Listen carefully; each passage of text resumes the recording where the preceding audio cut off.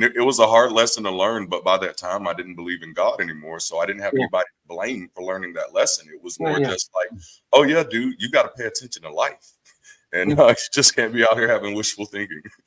Come into reality. Yes. So it sounds as though it was a bit of a journey for you, because that sounds as though it might have been the final straw. But you'd obviously lost belief in the Bible as an authority earlier. So how did that come about? Well, it was when I was a child, I read the Bible long before I actually got saved. First mistake, Darante. First mistake. Right? Because when I read it then, it was obvious to me that, okay, this is mythology. I mean, like, you get into Genesis chapter 3, there is literally a talking snake. So yes, I'm like, this is mythology. As a child, I could understand that.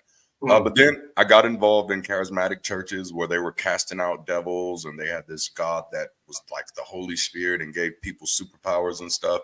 And as a kid, that was fascinating. Like, talking snake, not real. People with powers, maybe. And, and they seemed really convinced that they had powers, and people were really convinced that things were happening to them. They were convinced that they were being healed of diseases that, nobody had any evidence of. And as a child, I didn't know any better to ask for evidence yet. So I kind of got hooked, line and sinker through that way, but I still wasn't convinced that the Bible was everything that it was.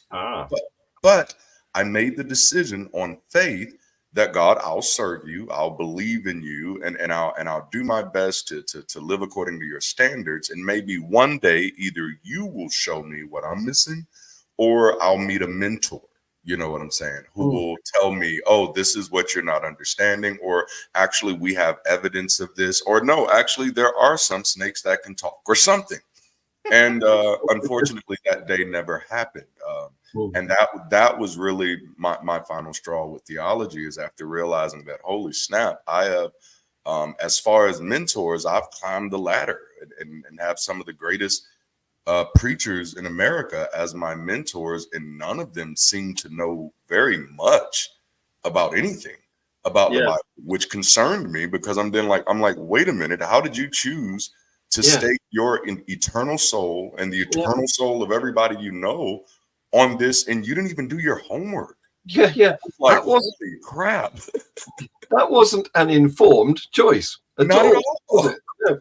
So I'm interested in the talking snake idea, because snakes don't have a voice, a larynx. They can't make a vocal sound. That's why they only hiss. They just breathe out. There's no vocal cords to make any music or anything. Nothing. Yes. So I don't know how it came about that there was a talking snake, but if you do find one, I'll give you £1 million for it, and we'll exhibit it in the circus. Oh yes, that's good money. I mean, anybody who has a talking snake, that's like a golden goose, or the goose that lays the golden egg. Yeah. You want to hide that, right? Yeah.